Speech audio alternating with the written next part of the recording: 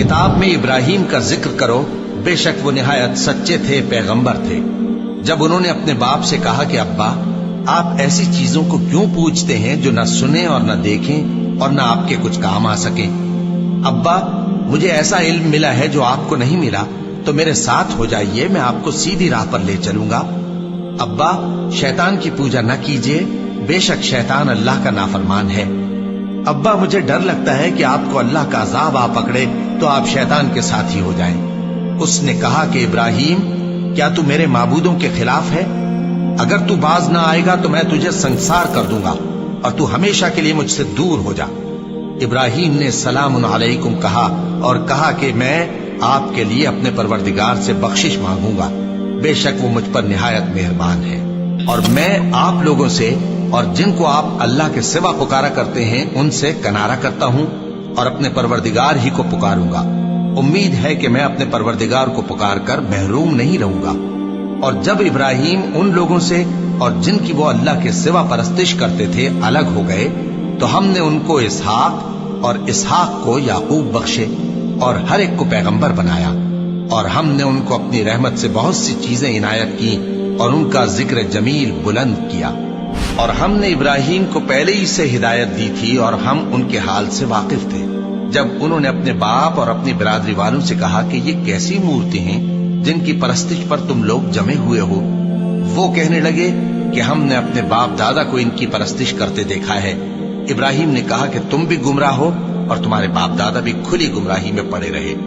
वो बोले, क्या तुम हमारे पास वाकई हक लाए हो या हमसे खेल की बातें करते हो? इब्राहिम ने कहा, नहीं, बल्कि तुम्हारा परवरदिगार आसमानों और जमीन का परवरदिगार है जिसने इनको पैदा किया है, और मैं इस बात का गवाह और उसी का कायल हूं। और अल्लाह की कसम, जब तुम पीठ फेर कर चले जाओगे तो मैं तुम्हारे बुतों से एक चाल चलूंगा। फिर उनको तोड़कर रेजा रेजा कर दिया, मगर एक बड़े बुत को न तोड़ा ताकि वो उसकी तरफ रुजू करें। कहने लगे कि हमारे माबूदों के साथ ये मामला किसने किया? वो तो कोई जालिम है। लोगों ने कहा कि हमने एक जवान को इनका जिक्र करते हुए सुना है, उसे इब्राहिम कहते हैं। वो बोले कि उसे लोगों के सामने लाओ ताकि वो गवाह रहें। जब इब्राहिम आए तो बुत परस्तों ने कहा कि इब्राहिम, भला ये काम हमारे माबूदों के साथ तूने किया है? इब्राहिम ने कहा, बल्कि ये इनके इन बड़े बुत ने किया होगा। अगर ये बोलते हो तो इनसे पूछ लो। उन्होंने अपने दिल में गौर किया तो आपस में कहने लगे, बेशक तुम ही बेइंसाफ हो। फिर शर्मिंदा होकर सर नीचा कर लिया।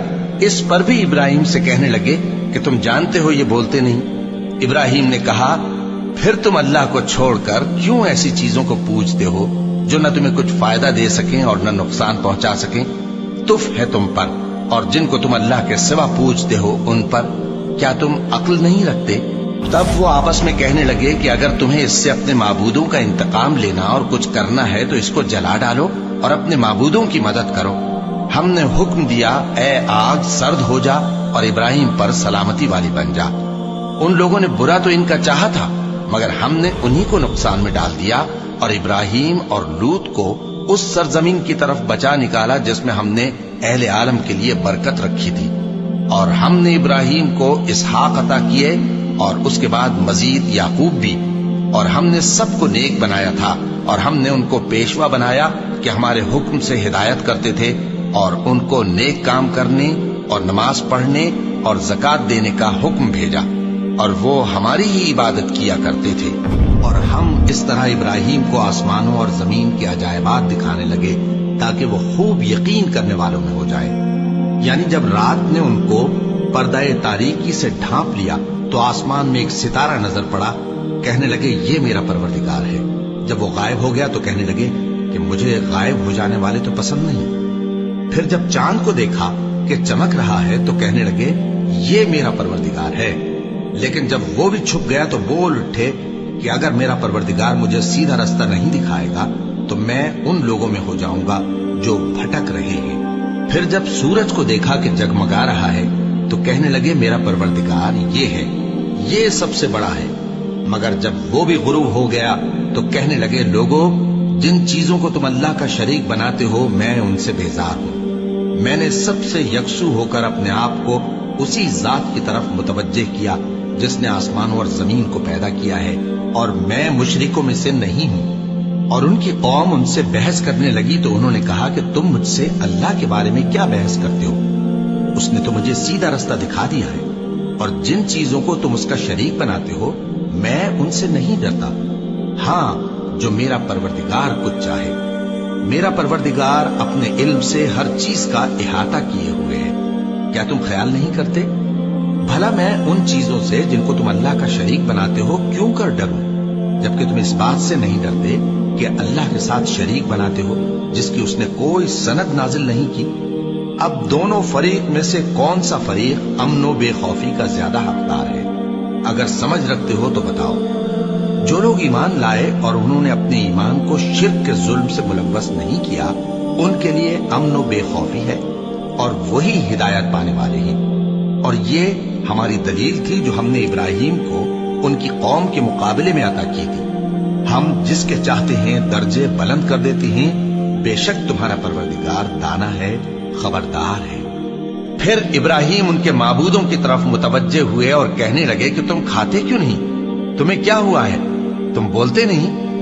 پھر ان کو داہنے ہاتھ سے مارنا اور توڑنا شروع کیا۔ پھر وہ لوگ ان کے پاس دوڑے ہوئے آئے۔ ابراہیم نے کہا کہ تم ایسی چیزوں کو کیوں پوجتے ہو جن کو خود تراشتے ہو، حالانکہ تم کو اور جو تم بناتے ہو اس کو اللہ ہی نے پیدا کیا ہے۔ وہ کہنے لگے کہ اس کے لیے ایک عمارت بناؤ، پھر اس کو آگ کے ڈھیر میں ڈال دو۔ غرض انہوں نے ان کے ساتھ ایک چال چلنی چاہیے، اور ہم نے انہی کو زیر کر دیا۔ اور ابراہیم بولے کہ میں اپنے پروردگار کی طرف جانے والا ہوں، وہ مجھے رستہ دکھائے گا۔ اے پروردگار، مجھے اولاد عطا فرما جو سعادت مندوں میں سے ہو۔ تو ہم نے ان کو ایک بردبار لڑکے کی خوشخبری دی۔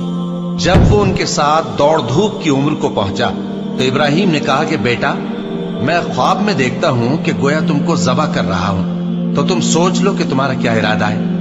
انہوں نے کہا کہ ابا جان، جو آپ کو حکم ہوا ہے وہی کیجئے، اللہ نے چاہا تو آپ مجھے صابروں میں پائیے گا۔ اس طرح جب دونوں نے حکم مان لیا اور باپ نے بیٹے کو ماتھے کے بل لٹا دیا تو ہم نے ان کو پکارا کہ اے ابراہیم، تم نے خواب کو سچا کر دکھایا، ہم نیکوکاروں کو ایسا ہی بدلہ دیا کرتے ہیں۔ بلا شبہ یہ کھلی آزمائش تھی، اور ہم نے قربانی کے ایک بڑے جانور سے ان کا یعنی اسماعیل کا فدیہ دیا، اور پیچھے آنے والوں میں ہم نے ابراہیم کا ذکر خیر باقی رکھا کہ ابراہیم پر سلام ہو، نیکوکاروں کو ہم ایسا ہی بدلہ دیا کرتے ہیں، بے شک وہ ہمارے مومن بندوں میں سے تھے۔ اور ہم نے ہر ایک امت کے لیے قربانی کا طریق مقرر کر دیا ہے، تاکہ جو مویشی چوپائے اللہ نے ان کو دیے ہیں ان کے ذبح کرنے کے وقت ان پر اللہ کا نام لے۔ اللہ تک نہ ان کا گوشت پہنچتا ہے اور نہ خون، بلکہ اس تک تمہاری پرہیزگاری پہنچتی ہے۔